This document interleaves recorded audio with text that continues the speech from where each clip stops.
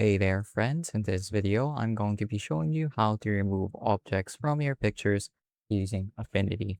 So I'm going to go ahead and open up an existing photo, and I'm just going to go and show you what the process looks like.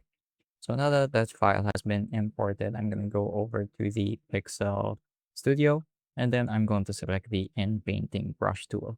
So if you don't see this, you can go ahead and right click it and look at the other options. So sometimes this might show up as the patch tool, but in this case, I'm just going to use the Inpainting tool. And what this is it's basically sort of like all of the tools in one underneath here. If you've used Photoshop before and have removed blemishes from skin before, this is similar to the clone tool or the stamp tool, where it analyzes the surrounding area of your image and automatically patches it out. It's just a lot more streamlined in the in-painting brush tool.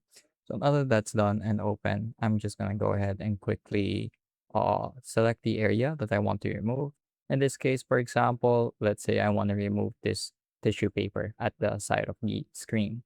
I'm just going to highlight it with the brush tool, just holding left click and dragging my mouse over it. And it's going to take a second or two. But as you can see, it has pretty much removed it. There are still some traces left, like the shadow. So I'm going to add those as well. And as you can see, it does a pretty good job of analyzing the surrounding texture and fitting it out. So this is also great for things like skin, where you might want to remove pimples or maybe some blemishes or some other unattractive things to the camera. So it's really that quick and that easy. And of course, this isn't as powerful as something like the generative fill tool, which requires the premium Canva AI subscription, but it can get the job done in a lot of cases. So I feel like it's good to know and be familiar with.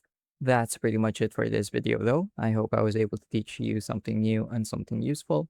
And as always, thank you for watching.